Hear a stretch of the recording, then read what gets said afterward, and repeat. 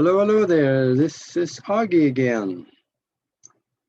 I want to talk about something that is really controversial. And if you take the time to stay with me for the next 10 minutes or so, if you have the courage, your life might be richer because of it and safer. Because what you will hear here, something that I almost guarantee you never knew. But it is something that is very important, especially to young people when they go out and get married. I'm not a lawyer, so I don't give legal advice, even though I've been a paralegal for 25 years. I learned most of the dirty tricks out there on how to defend yourself against government and states and corporations. But I'm a digger, and I have found some things in law, in legal research, that normally is not communicated to people, and there's a good reason for that. They don't want people to know. I'm going to tell you just a few things here that you really need to know. I want to talk about license. License, specifically a marriage license. What is a license anyway? Well, it's a contract between you and whoever you write for permission to get a license from. That contract has a marriage license now. The contract has three parties to it. It's you, your partner, and the state. It is a secular contract between the three of you. And the state is the principal. The husband and the wife is secondary and inferior to that contract. The state also considered that marriage license a business and considered a for-profit venture by the state. For profit? Yeah, well, yeah, it's profit for them. They charge you at least $100 to get the license. And then from there on, you're in contract with them. And when there's three parties to that contract, they own a third of what you produce and what you own. So this gets really involved. Think about that. You're not alone in that marriage. The state's in there with you. All contracts must have something called consideration. It must have something in value, involved in that contract. The state's consideration into that marriage is, wait for this, the state's consideration to this contract is the marriage certificate, or actually it's called certificate of marriage. And also, the other thing that they give as consideration to that contract is the privilege to be regulated by the state statutes. In other words, they make you give up your sovereignty as couples, and they regulate everything you do. Think about that. Well, so we have a license. What is it? Let's lean on Black's Law Dictionary for that one.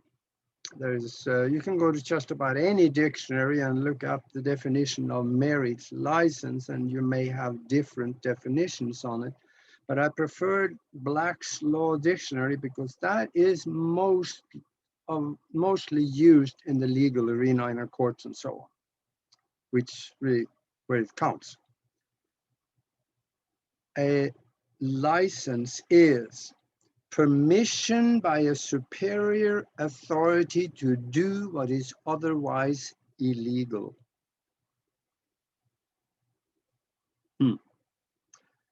How does something become illegal? Well, the state passes a law that says such and such is illegal. Okay. Permission to do what is otherwise illegal. That means that there's got to be a way that you can get to do what is illegal, and that is done by license. So it is illegal. But when you go to the state and ask them to be able to do what is illegal, they come to you and say, sure, come on over here. They will give you a license, charge you anything from, depending on what you do, anything from $50 to about $30,000 or more for some of these licenses to do what is illegal. They charge you $10,000, $30,000 sometimes to do and to get a license to do what you really didn't need in the first place. You could do fine without that license. It would not change your capabilities just to have a little piece of paper, would it? Sometimes you can go through a little training to get that license. Training is good. I recommend it. God, I've had a lot of training. So that's what a license is. Permission by superior authority to do what is otherwise illegal. So then the marriage license, that gives you permission to get married, which otherwise would be illegal. Here's something for you. If you're about to get married or thinking about it, or even if you have done it, you need to know what you did. Go ahead and read the Uniform Marriage and Divorce Act of 1923. I'm going to say that again for you guys that wrote and take notes out there. Uniform Marriage and Divorce Act of 1923. You will find the state is the third and superior party in everything you own, produce, and create, including your children. You are in a contract with the state. You don't really think much about this little piece of paper that you had that was a state license to get married. Then you send your children to school. You totally give up your right to decide what the child can see and learn and observe and participate in at school. If they want to teach your kids that you don't have two genders anymore, but you got something like over 100 now, that's fine. There's nothing you can do to stop them because you have given away your right to control what your child is learning. Besides, if your neighbor turn you in for doing something, make sure you're good with your neighbors because they could lie about you, and then the Child Protective Services come and take your children, and there really is nothing you can do about it because they have the right. They own a third of what you produce and create. So that's why I suggest you should read that Uniform Marriage and Divorce Act of 1923. If you read it, you probably stay single. But there is also case law that talks about this. You can look it up for those of you that like to do legal research. Van Kosten versus Van Kosten. You'll find it at 154 NE 146. That's book number 154, Northeast Reporter, page 146. Go read that case. It's scary. Van Kosten and Van Kosten, they got divorced, and there were some issues over children. Didn't go very well because the state owns the children. Now, state jurisdiction is laid on top of you because of the marriage license, birth certificate, and social security number. Marriage license, we now understand they are a third partner in it. The birth certificate, on the other hand, it's something that the mom usually in her stupid way just signs after about hours after that she have the child. She signs a certificate of live birth, which is later altered into birth certificate. And when she does, she signs the child over to the state. It becomes an asset of the state. It's all in law. And on top of that, they are allowing the mother or the family to have beneficial interest in that child by rearing it and spending money and raising it and so on, but they are the controller. And the birth certificates are batched to about $100 million worth. I don't know how many they batched to get that number, and then it is placed into the market and traded on the open international market under bonds.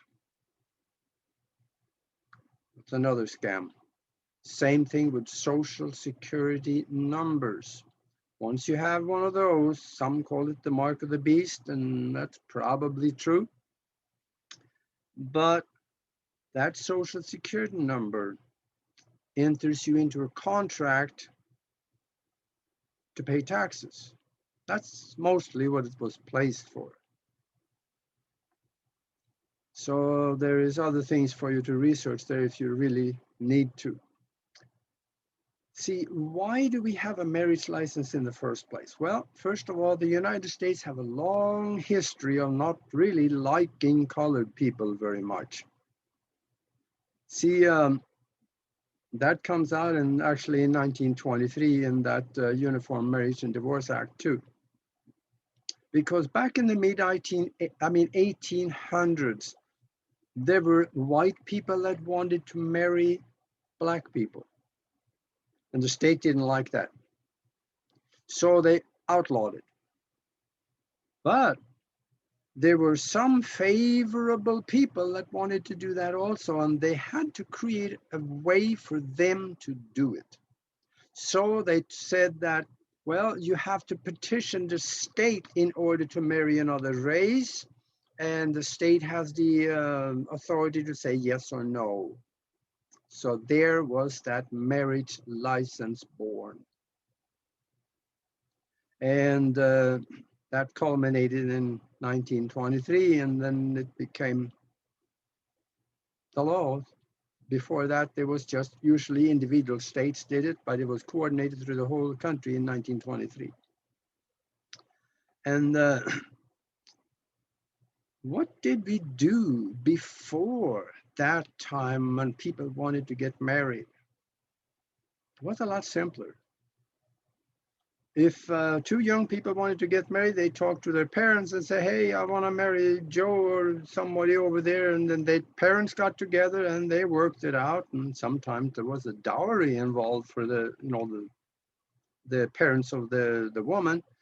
And that's okay. If it was a mutual agreement, fine. Nobody should care. All they did was to ask their parents. And things were okay. Older people, they didn't need any permission from anybody. They just went and got married. They called themselves married. They got with the priest and the case was done. Now, it has changed an awful lot since then.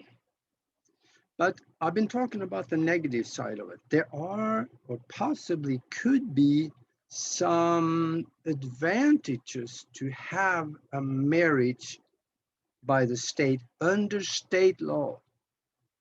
See, when the state create a law, they also make it look to you as it would be a great advantage to you to be subject to that law because you have all kinds of these benefits and advantages. They make it sound good. And that's what they did, especially when it comes to assets. Let's say that you live together all your life, and then let's say the husband died. The woman get nothing. The assets go to their children, which is the father's children. Now that is unless you live in a common law state, there are some claims that she can have, or a common property state. There are some states that have that. Arizona is not one of them, as far as I understand. They never had the common law. They went straight to corporate body politics, which there is no provision in the Constitution to do. Isn't that kind of amusing? But on the other hand, if they are married and one party dies, there's something called rights of survivorship. So the other party can have all the assets go to that party and remain there until the other party dies, and then it will go to the children if there is a will. If there isn't a will, the state comes involved and they look around and see who are the heirs, and then they kind of divide that, including themselves. Now, if there is a will and you got, let's say you have an asset of $1 million, what's going to happen is that it is usually more than $30,000, which is the target floor of probate. So it goes into probate, and the attorneys will drool over that estate for at least a year before they get it done. And they don't charge by the hour anymore. Now they charge of a percentage of the estate, usually. The state can very often take half of the assets in probate. There's some horror stories that are coming out where they took all of it. In fact, Roy Rogers and Dale Evans. Roy Rogers died there. He had no will because he was 15 foot tall and bulletproof. So, he didn't believe he could die. And they went to Dale Evans. Dale Evans had a will, so it went to the children, but the estate was too big, so it went into probate. The probate court, they eliminated in attorney fees and state taxes and all the good stuff that they like to charge for. They took 90% of the Roy Rogers ranch and assets. Dusty, their son, only got to 10%, which also was part of the Roy Rogers Museum. So he got royally screwed by the state of California. So this is something that you got to remember. If that estate had been in trust at the time, or if you have an asset of $1 million, or let's say $100,000, or anything, if you put it in trust, and one party dies, nothing changes. The other one will continue the trust. The other one dies, nothing changes. The beneficiary can have the choice of dissolving the trust and taking the assets, or continuing the trust, because the trust does not die. The trust owns and holds the property. In fact, if everything is in trust, you have a lot of advantages, especially if you put your car in trust. When you got a cop behind you with lights on and he run your license plate, find out the car's owned by a trust, they usually just leave because they know if you really know what you're doing, there's no way they can give you fines. You don't own the car. Dealing with trusts is not something that the courts like to do because attorneys do that. Attorneys that is worth millions. If you go down to the county recorders and try to find out what they own, nothing. It's all in corporations, LLCs, and trusts. We should do the same thing. By the way, the Roy Rogers Ranch was put in trust many years ago. I helped them do that. So besides that, for those of you that read the Bible, you should know also that having a license to do what is otherwise illegal is ungodly. It says something about no man should ask another permission to take a wife. No wife should ask another's permission to take a husband. Go look at it. I think it's in Genesis 2:18 to 25 or 24 or something like 2:24, something like that. Go read about it. So, if you're about to get married, or if you are married, consider these things. Don't take my word for it. All I have done is done legal research, found what other people are talking about, what it says in case law, what it says in the statutes. So consider that. In fact, if you are married, filing jointly under one social security number, you will have less social security payments when you get older than if you were filing separately. Because then separately you could also get 2 social security checks. It wouldn't be quite twice, but it would be maybe around 60 to 80% more. So yeah, that's something to think about. Right now there are people, a lot of people around the country, money is tight. So they've been married for 40 years, but they get divorced, continue living in the same house. It's just a legal formality. And the social security payments come up. That's one of the tricks that I've learned for people that needs to take advantage of the system and the law that is made for them and encouraged for them to take advantage of if they find out. So I'm sure there's other things that I should mention. I'm not so sure I can think of it right now, but yes, there is one thing. For those of you that say, I own my house, free and clear paid for, I own it. Are you sure? I got a little note here that I made. I'm going to read it to you. It says, this is in federal law, a congressional act that was placed into congressional records in Washington to give it the full force and effect of law. Dates back a while. It says, ultimate ownership of all property is in the state. Do you go ahead and look at Senate report? No, make that Senate document 43 of 73rd Congress, first session. Also, you can look it up in the case law. Brown versus Welsh in the Supreme Court record. If you do Supreme Court, Brown versus Welsh, it'll show up. I didn't have the numbers and I didn't have the time to look it up. But ultimate ownership of all property is in the state. With other words, the state owns all property. Not you. But you have beneficial interest. And you are the custodian. You are responsible for the upkeep. Unless you call them on the bluff and say, hey, you own the property, you pay the bill. Now they got a problem.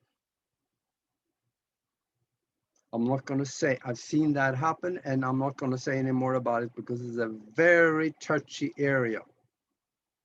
There's people that has done that, gone after the state on that, and they died. They don't like things like that to come out. So think about it. Do your own research, and I'm sure you will be better off for it. Just got one little comment to the end. Are you mad yet? Maybe you should be, because you've been had. And now I've gone way too far already. So thank you for listening, and see you in the next video.